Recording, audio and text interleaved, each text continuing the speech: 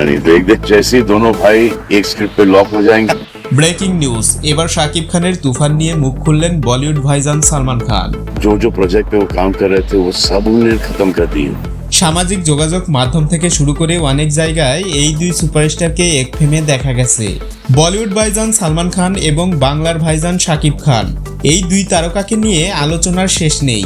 সামাজিক যোগাযোগ মাধ্যমে শুধুমাত্র তাদের একটি নতুন পিকচার ছাড়লেও মুহূর্তেই সেটি ভাইরাল হয়ে যায় এবং সাথে সাথেই অনেক কন্টেন্ট তৈরি করেন বিভিন্ন কন্টেন্ট ক্রিয়েটররা। এ থেকে বাদ পড়ে না ইন্টারন্যাশনাল টিভি চ্যানেলগুলো। 13 সেপ্টেম্বরে ভারতে গুজরাটে মুক্তি পেয়েছে শাকিব খানের তুফান। ছবিটি সেখানে হিন্দিতে প্রদর্শন করা হচ্ছে সিনেমা হলগুলোতে। এ নিয়ে শাকিব খানকে অভিনন্দন জানিয়েছেন বিভিন্ন দেশের শিল্পী কলাকুশলীরা। আর এই তালিকা থেকে বাদ পড়েনি বলিউড ভাইজান সালমান খান। শোনা গেছে তিনিও নাকি শাকিব খানের অভিনয়ে মুগ্ধ। তবে এ ব্যাপারে এখনো কোনো অফিসিয়ালি স্টেটমেন্ট আসেনি আমাদের হাতে, কিন্তু তুলনামূলক হিসাব করলে এটা অবিশ্বাস্য তেমন কিছুই না।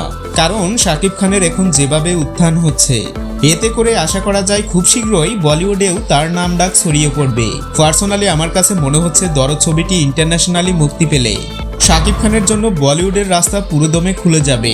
সত্যি কথা বলতে যদি অভিনয়ের কথা আসে, তাহলে বলিউডের খানদের থেকে শাকিব খান কোনো অংশে কম নয়।